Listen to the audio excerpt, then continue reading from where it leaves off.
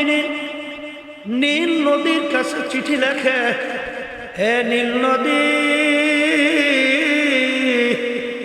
তুমি যদি আল্লাহর হুকুমে পানি জারি হও তাইলে জারি হইয়া যাও, আর যদি আল্লাহর হুকুমে পানি তুমি জারি না হও তোমার পানি আমাদের লাগবে না। ডাইরেক্ট অ্যাকশনটা কেমন? এই চিঠি নিয়ে নীল নদীতে ফেলান, চিঠি নিয়ে নীল নদীর পানির ভিতরে ফেলান। নীল নদীর ভিতরে ফেলানের সঙ্গে সঙ্গে সোম সোম কইরে আসে নীল নদী পানিতে পরিপূর্ণ। ওই যে পানি নীল নদী পরিপূর্ণ হইল, আজ পর্যন্ত আর পানি শুকায় না। এর নাম হইল ঈমান। এর নাম কি? আবার বলে। আর ঈমান আনা লাগবে কাদের মতো? আবার একটু মুখ খুললে বলে। হ্যাঁ, আল্লাহ মাফ করেন আমাকে সবাইকে। শোনেন, ওয়ালানাবলুওয়ান্নাকুম, আমার মালিক বলেন অবশ্যই অবশ্যই তোমাদেরকে আমি পরীক্ষা করবই করব। এই তাকিদ দুইটা, হ্যাঁ, লামে তাকিদ নুনে তাকিদ। অবশ্যই অবশ্যই আমি পরীক্ষা করবই করব। পরীক্ষা পাস না কই বেহেশতে ঢুকবে, এই ঘুম নষ্ট করিয়া চিন্তা লাভ নাই। আল্লাহ বলছেন পরীক্ষা করবেই করবে। নবীরা পর্যন্ত এক পর্যায়ে দুই হাত আল্লাহর দিকে উঠে বলে, মাতা নাসরুল্লাহ, হে আমার মালিক আপনার সাহায্য কোথায়? এই অবস্থায় না পইরেই বেহেশতে ঢুইকে গেলা। কিন্তু পরীক্ষা তো করবি, তাই পরীক্ষা তো মালিক করবে। এখন পরীক্ষা তো বেকার দেয় না করে, কথা কয় না। এই জন্য সবসময় দোয়া করা লাগবে মালিকের কাছে, মালিক আপনি আমাদেরকে পরীক্ষা করবেন তো, সওয়াল করবেন তো। এমন প্রশ্ন কইরেন মালিক, ওই এইটা করছো, করছি, তুই কথা কয় না। এই এইটা কি দিয়েছো মালিক, আপনার সাহায্য অনুযায়ী হুকুম মানার জন্য চেষ্টা করছি। আর যদি জিজ্ঞেস করে এইটা করছো কা, ওইটা করছো কা, জবাবদার ক্ষমতা আছে, আছে ক্ষমতা আছে। এই জন্য সবসময় দোয়া করতে, মালিক আপনি আমাদেরকে হেসাবে এমন সহজ হিসাব নেবে যে সহজ হিসাবে এই পরীক্ষা যেন পাশ করিয়ে যাইতে পারে। কথা ঠিক না বেঠি? এই জন্য আমার বাজানদেরকে বলবো, পর্দা আলে মা বোনদেরকে বলবো, এ আল্লাহর বান্দারা কবরের যাত্রীরা, দুনিয়া কি শান্তির জায়গা? একটু আসতে বলে, শান্তির জায়গা আজ পর্যন্ত কেউ পাইছে? কেউ কোনোদিন পাবে? আর দুনিয়া দার মেহনে বালা মুসিবতের জায়গা, কষ্ট ক্লেশের জায়গা, পায় নাই কেউ, কোনোদিন পাবে না। তারা নাকি দুনিয়াকে মুখ্য মনে করছেন। আমি সেই বাজানদেরকে বলবো, পর্দা আলে মা বোনদেরকে বলবো, আল্লাহর হাবিব সাল্লাল্লাহু আলাইহি ওয়াসাল্লাম বলেন, দুনিয়ার জিন্দেগিটা এই মুসাফিরের মতো। কিসের মতো? আবার কুন ফিদ দুনিয়া গরিব আও আবিরু সাবিল। এ আমার উম্মতেরা, তোমরা দুনিয়ার ভিতরে এমন ভাবে জিন্দেগি বসর করো মনে হয় যেন তুমি একজন রাস্তার পথিক। কথা কয় না? কির পথিক? আবার কয় না? এই ইব্রাহিম বিন আদহাম রাহমাতুল্লাহি আলাইহি, বলকের বাদশা, নাম শোনেন নাই? আগের যুগে বাদশাদের বড় মূল্য, বড় ক্ষমতা, বড় সম্মান ছিল না?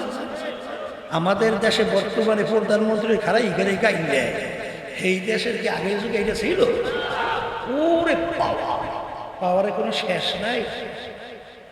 এই রাস্তার পথিক মুসাফির বাদশার দরবারে যাইয়া বলে, বাদশা রে, আপনার এই মুসাফির খানায় আমি একটু থাকতে চাই। কোন জায়গায় বলে? বাসার সিংহাসন, সেখানে যাই বলে কি এখন বাসার ইজ্জত আছে। বাসা করে এই পাগলটা তুই কি, এই যে আমার সিংহাসন, তুই এইটাকে মুসাফির কেন বানাইছ? তুই তো আমার ইজ্জত নষ্ট বললি। মুসাফির বলতেছে বাদশা ভুল হইলে মাফ চাই। বাদশা তাইলে মুসাফির খানা কাকে বলে? আর স্থায়ী বাড়ি আর সিংহাসনে এর পরিচয়টা কি? বলে বাড়ি দরজায় ঘর দেখছো? বলে দেখছি। বলে ওইটা মুসাফির খানা। বলে হুজুর ওইটার কাজ কি, পরিচয় কি? বলে পথিক রাস্তায় চলতেছে, সন্ধ্যা হয়ে গেছে, অস্থায়ীভাবে রাত্রি যাপন করছে, আবার পরদিন উঠে তার গন্তব্যের দিকে চলে গেছে। এইভাবে অস্থায়ীভাবে আসে যায়, তাকে বলে কি? হুজুর স্থায়ী বাড়ি কাকে বলে? বলে যেখানে সব সময়ের জন্য মানুষ বসবাস করে। হুজুর বুঝতে পারছে, তাহলে দুনিয়া সৃষ্টির পরে এর থেকেই তো আপনি মনে হয় এই বাড়িতেই আছেন। দুনিয়া সৃষ্টির পর থেকে আপনি এই বাড়িতেই তাইলে আসেন। তখন বাদশা বলে ওরে পাগলটা লইয়া মুসিবতি, এই পাগল আমার আগে ছিল আমার আব্বা। বলে হুজুর আপনার আব্বা কোথায়? বলে এই পাগল মুসাফির, এ তো কবরে গেছে। বলে আপনার আব্বাই কবরে গেছে, সে আসবে না? কি মুসিবতে পাগলটা লইয়া পড়ছি। এই পাগল একবার দুনিয়া থেকে বিদায় নিয়ে কবরে গেলে আর কোনোদিন আসে? আসবে না। বলে আসবে না? বলে আপনার আব্বার আগে ছিল কি? বলে আমার দাদা। সে কোথায়? বলে সেও তো কবরে, সে আসবে না? বলে বাদশা আপনি মনে হয় চিরজীবন থাকবে। তখন বাদশা বলে বলে পাগল মুসাফির, কুল্লু নাফসিন যায়িকাতুল মাউত, মরণশীল মানুষ, আমি একদিন দুনিয়া থেকে বিদায় নিয়ে কবরে যাব। বলে বাদশা আপনি কি আর আসবেন না? বলো রে পাগল, একবার যদি দুনিয়া থেকে বিদায় নিয়ে কেউ কবরে যায় আর কোনো দিন আসে না। তখন মুসাফির ডাক দিয়ে বলে বাদশা আপনি আমাকে বলছেন বোকা, আসলে বড় বোকা তো আপনি। ও বাদশা, আপনার বাড়ির দরজায় মুসাফির খানা, একবার মানুষ থাইকা চলে গেল আবার এসে ইচ্ছা করলে থাকতে পারে, কিন্তু আপনার এই মুসাফির খানা থেকে যদি একবার কেউ বের হয়ে যায় আর কোনো দিন আসে না। মুসাফির হাম সব কবর আখের ঠিকানা, কোই আগে রওয়ানা হ্যায় কোই পিছে রওয়ানা। আল্লাহু আকবার বলার সঙ্গে সঙ্গে বাদশার চিন্তার পরিবর্তন ঘটে গেল যে আমি এই শান শওকত দিয়ে কি করব, আমি এই বাদশাহী দিয়ে কি করব, আমি এই সম্পদ দিয়ে কি করব, আমি এই সম্মান দিয়ে কি করব। এ তো দেখতে না দেখতে শেষ হয়ে যায়, আর আখিরাতের জিন্দেগি শুরু হবে আর কোনোদিন শেষ না। এই চিন্তা ভাবনা কইরা বাদশা নাইমে গেছে চিরস্থায়ী শান্তির জায়গা আখিরাত তালাশ করে বের করার জন্য। এমন ভাবে তালাশ করে বের করলো, একদিন নদীর কিনারায় বসে সেরা খাতা সেলায়। কি খাতা? ওই মন্ত্রী পাশ দিয়া যায়, মন্ত্রী ডাক দিয়ে বলে বাদশা রে, এই মাইকালা জন্য বয়ানি করে, খালি মোরামরি না করলে ওদের মনে হয় সুস্থই লাগে।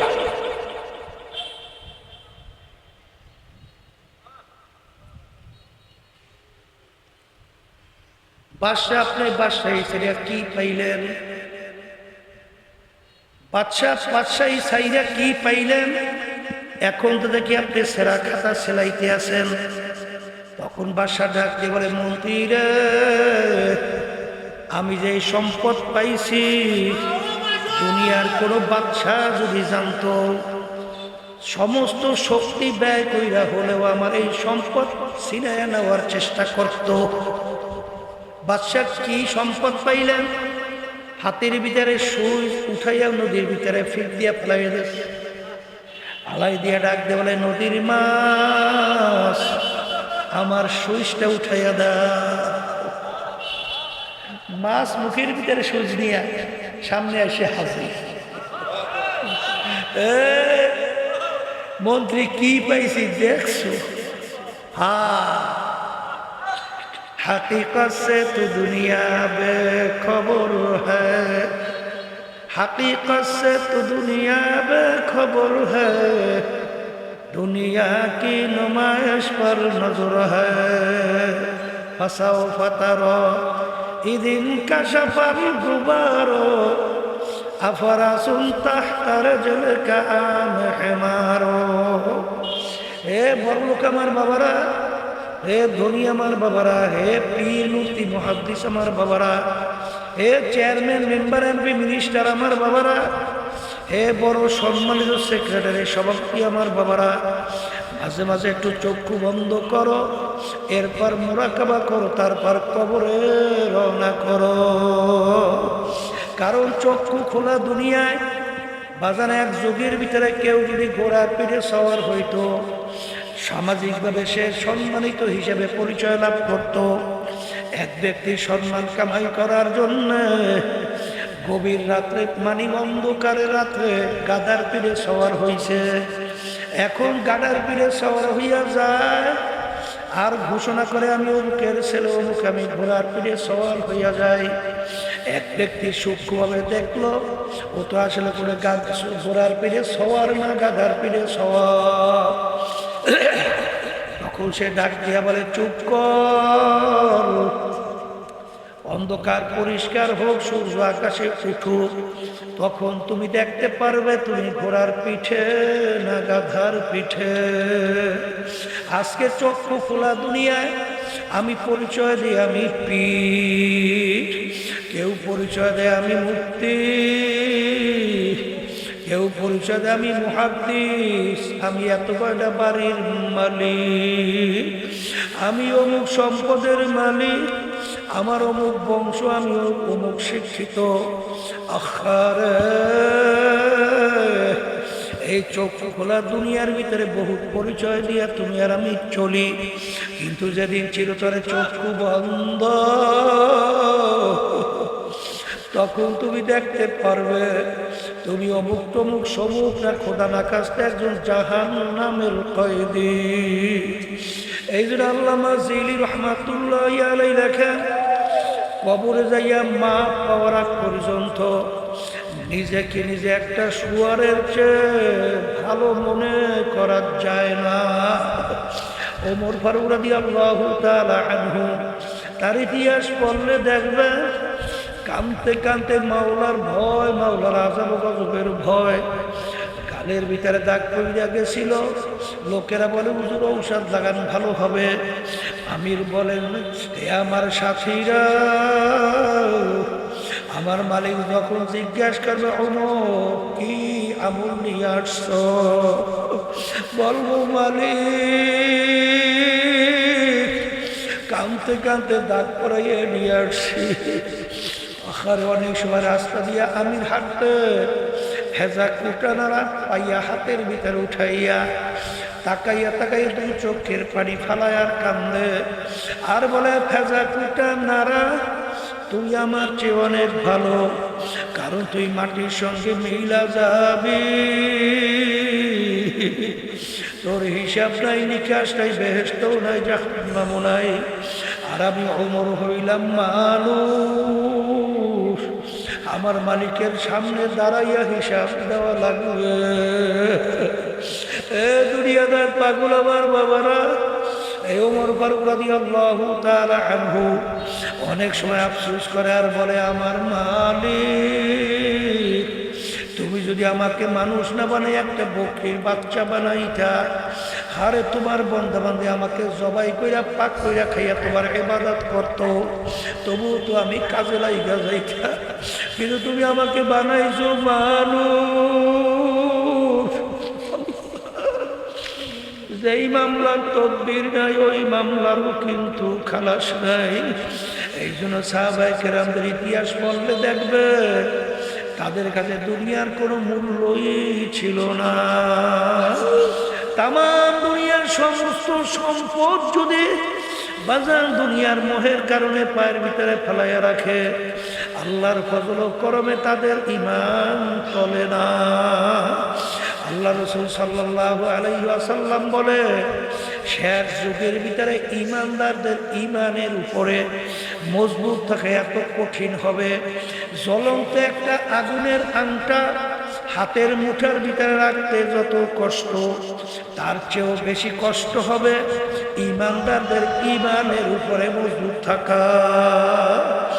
আমার বাজানদেরকে বলবো, পর্দারে মা বোনদেরকে বলবো, বাজান কিয়ামত পর্যন্ত এক শ্রেণী আল্লাহর বান্দাবান্দি থাকবে, তারা ঈমানের উপরে মজবুত থাকবে, কিন্তু বাজান তাদের সংখ্যাটা হবে ছোট। যত ছোট হোক না কেন, আমি তো আল্লাহর ফজল করবে নিয়াত করছি, ঈমানের উপরে মজবুত থাকতে চাই। যত বিপদ মুসিবত আসুক না কেন, বাজানদেরকে জিজ্ঞাসা করবো, পর্দারে মা বোনরা যারা শুনতেছেন, ঈমানের উপরে মজবুত থাকার জন্য কে কে নিয়াত করছেন? আল্লাহ নারায়ে তাকবীর, আলহামদুলিল্লাহ বলে হাত আল্লাহ কবুল করেন। মালিক জফুল কালাম আপনার হাতে। আল্লাহ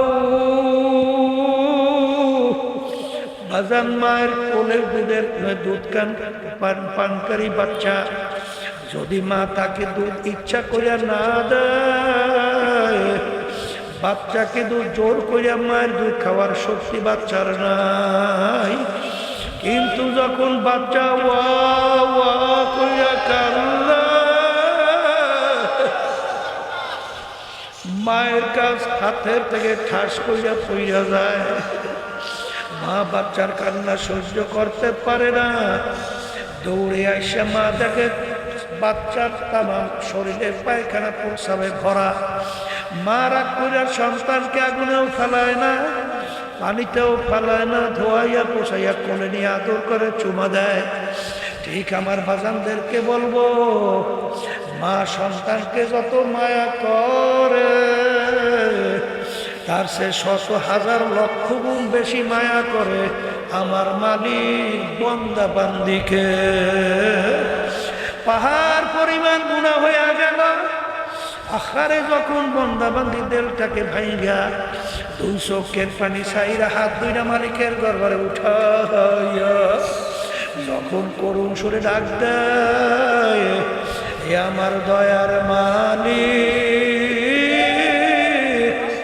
নাফরমান তোমার দরবারে হাজির। বান্দা বান্দি ডাক দিতে দেরি, আমার মালিক বান্দা বান্দিকে টাইনা তার কুদরতি কোলের ভিতরে জায়গা দিতে দেরি করবে না। আসলে তুমি আর আমি এমন পর্যায়ে বসলাম, ইন্নাল ইনসানা লিরাব্বিহি লাকানুন। আমার মালিক বলে মানুষ বড় নেমো খারাপ। আল্লাহ হাকিমুল উম্মাত আশরাফ আলী থানভী রাহমাতুল্লাহি আলাইহি একদিন বয়ান করতে করতে হঠাৎ মহিলা ফেললো, ওরে দুনিয়ার মানুষ, আমি মনে একটা কুকুরের চেয়েও খারাপ হয়ে গেলাম। হুজুর আপনি কুকুরের চেয়ে কিভাবে খারাপ হইলেন? আমরা অনেকে বাড়িতে কুকুর পালি, কুকুরকে আমরা কোনো ভালো জিনিসের ভাগ দেই না। আমরা গোশত খাইয়া হাড্ডি বাহিরে ফেলাই, মাছ খাইয়া কাটাগুলো বাহিরে ফেলাই। কুকুর হাড্ডি কাটা কাটা খাইয়া তার নিজের জীবনকে বাঁচায়। মালিক রাত্রে রাতটাই না ঘুমায়, কুকুর কিন্তু ঘুমায় না। কুকুর সারা রাত্র মালিকের বাড়ি পাহারা দেয়। আহারে মালিকের যেন কোনো ক্ষতি না হয়। দেখবেন ভোরবেলায় কুকুরের চোখটু লাল হইয়া যায়। ওই সময় যদি মালিক কুকুরকে মারে, উচিত ছিল কুকুর মালিককে কামড়ানো। এর নেমুখ হারাম, তোর কোনো ভালো জিনিসের আমি ভাগ নেই নাই। তুই হাড্ডি কাটা ফেলাইলি, আমি খাইয়া নিজের জীবনকে বাঁচাই না এবং তোর বাড়ি ঘরও পরিষ্কার রাখলাম। তুই সারা রাত্র ঘুমাইলি, আমি কুকুর কিন্তু ঘুমাই নাই। তুই আমাকে মারো, তোকে কামড়াইয়া রাখবো না। কুকুর কিন্তু তা করে না, কুকুর ল্যাসটাকে পেটের নিচে ঢুকাইয়া কান্দুর একটু নিচের দিকে নামাইয়া চক্ষু ধরে একটু বুঝু বুঝু মালিকের দিকে করুণ দৃষ্টিতে তাকাইয়া ঘেউ ঘেউ কইরা কান্দে। মনে হয় যেন কুকুর বলে, হে আমার মালিক, তুমি আমাকে মাইরো না, তুমি আমাকে মাফ করে দাও। হাকিমুল উম্মাত আশরাফ আলী থানভী রাহমাতুল্লাহ আলাইহি বলে, ওরে দুনিয়ার মানুষ, কুকুরটাও মালিক চিনলো, আর আমরা আশরাফুল মাখলুকাত মানুষ হইয়া আমার মালিককে চিনলাম না। এ দুনিয়ার পাগল, আজকে মাঝে মাঝে একটু চক্ষু বন্ধ করো, তারপর মুরাকাবা করো, কবরে রওনা করো। আমরা চক্ষু দিয়া দেখি নেয়ামত আমার মাওলার, জবান দিয়া কথা বলি নেয়ামত আমার মাওলার, হাত দিয়া কাজ করি নেয়ামত আমার মাওলার, পাও দিয়া হাঁটি নেয়ামত আমার মাওলার, ব্রেন দিয়া পড়াশোনা কইরা ডিগ্রি অর্জন করি, ব্যবসা বাণিজ্য করে সম্পদ উপার্জন করি, নেয়ামত আমার মাওলার। সমস্ত নেয়ামত ভোগ করলাম আমার মালিকে, আর নেমুখ হারামি করলামও আমার মালিকে। এই জন্য আমার বাজানদেরকে বলবো, পর্দালে মা বোনদেরকে বলবো, কুল্লু নাফসিন যায়িকাতুল মাউত, প্রত্যেকটা জানদার একদিন না একদিন তার মৌতের শরাব পান করা লাগবে। ওয়ালাউ কুনতুম ফি বুরুজিম মুশাইয়াদা, কেউ যদি শক্ত পাথরের পাহাড় কেইটাও লুকাও, মালাকুল মৌত সময় মতো হাজির। এই জন্য আমার বাজানদেরকে বলবো, পর্দালে মা বোনদেরকে বলবো, বাজানরে মরণ তো লাগবি, মামলাও কিন্তু দুইটা। আখেরাতের মামলা সম্পদ গুছাইয়া তারপর দুনিয়া থেকে বিদায় নিয়ে কবরে রওনা করা লাগবে। আমার বাজানদেরকে, পর্দালে মা বোনদেরকে বলবো, এক শ্রেণী আমার বাজানরা দুনিয়ার মোহের ভিতরে পইরা এমন দলের সঙ্গে সম্পর্ক রাখে, সেই দল দুনিয়ামুখী, যাদের অপরাধ এবং যেই নীতি আদর্শ বাস্তবায়ন করতে চায়, মানবরচিত কুফরি তন্ত্র মন্ত্র বাজার, তার সঙ্গে যদি তুমি জড়াইয়া দলভুক্ত হও, আমি কোরআনুল কারীম থেকে আয়াত শরীফ শুনায় রাইখা যাই, কে মানবা তা জানি না। আল্লাহ রাব্বুল আলামিন বলেন, ইয়াউমা নাদউ কুল্লা উনাসিন বিইমামিহিম, কিয়ামতের ময়দানে আমার মালিক প্রত্যেকটা মানুষকে তার দলের নেতা নেত্রীর সঙ্গে ডাকবে। ডাইকে আমার মালিক বলবেন, তোর দলের নেতা নেত্রী যেদিকে যায় ওদের পিছনে পিছনে সেই দিকে চইলা যা। এক কথায় আমার মালিক বলছে, তোর দলের নেতা নেত্রীর যেখানে জায়গা তোর সেইখানে জায়গা। বাজারে এই কথা কিন্তু আমি বলি নাই, কোনো পীর বলে নাই, কোনো মুফতি মুহাদ্দিস বলে নাই, আল্লাহ রাব্বুল আলামিন বলছে। আমি শুনাই রাইখা যাই, কে মানবেন তা জানি না, তবে বাজানদেরকে বলবো, যারা হারামকে হারাম মনে করেন না, ঘুষকে ঘুষ মনে করেন না, চাঁদাবাজিকে চাঁদাবাজি মনে করেন না, হারে ধোকাবাজি করে ব্যবসায় সম্পদ বাড়াইতে চিন্তাও করেন না, আমি সেই বাজানদেরকে বলবো, সম্পদ কার জন্য রাইখা যাও। আরে এমন তো একদিন আসবে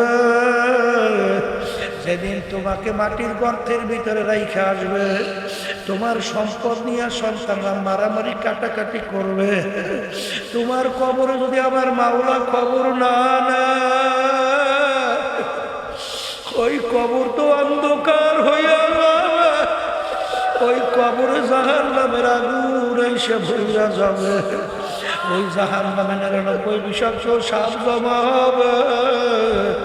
দুইজন ফেরেশতা কিয়ামত পর্যন্ত গুরুজু দিয়া পিটাবে, তখন তোমার এই সম্পদ কোন কাজে লাগবে? এই জন্য আমার বাজানদেরকে বলবো, এত টাকা রাখবা কোথায়? কাপনে যে পকেট নাই। এ দুনিয়াদার পাগল আমার বাবারা, পর্দার আড়ালের মা বোনেরা, বাজানদেরকে বলবো, পর্দারে মা বোনেরা শুনতেছেন, কোরআনুল কারীম কিন্তু সত্য, আর কোরআন এবং হাদিসের বাহিরে কোনো বেহেশতের রাস্তা নাই। বাজানদেরকে বলো, মন মতো চইলা কোনো সময় বেহেশতে যাওয়ার আশা করা সম্পূর্ণ স্বপ্নের, রুটি পিঠা হাঁসের গোশ খাওয়া, বাস্তবে কোনো দিন হবে না। এই জন্য আমার বাজানদেরকে বলবো, পর্দারে মা বোনদেরকে বলবো, আমার মালিক যেমন মাহফিলে নিয়ে আসছেন, আমার মালিক বড় দয়ার মায়ার মালিক, দিলটাকে ভাইঙ্গা দুই চোখের পানি ছাইরা মালিকের দরবারে গুনার কথা মনে করিয়া মাপ চাও। আমার মালিক জীবনের সব গুনাহ মাফ করবেন, শুধু তাই না, এমনকি গুনাহকে নেকের দ্বারা পরিবর্তন কইরা দিবে। আল্লাহুম্মা আমিন। এ ঘরের মেয়ে লোকেরা হাত উঠা, গুনার কথা মনে করো, দু চোখের পানি ফেলা, মাওলার দরবারে মাপ চাও আর কান্দ। যদি কান্না আসে, মনকে বুঝাও করে মন, একদিন এই ঘরের দরজা দিয়া নতুন বউ হইয়া উঠছিল রে মন। কত মেয়ে লোকে শরবত খাওয়াইল, কত মেয়ে লোকে বাতাস করলো, আবার এমন একটা দিন আসবে এই ঘরের দরজা দিয়ে মরা লাশ যাবে, ছেলে কান্দে মা মা করে, মেয়ে কান্দে মা মা করে, রওয়া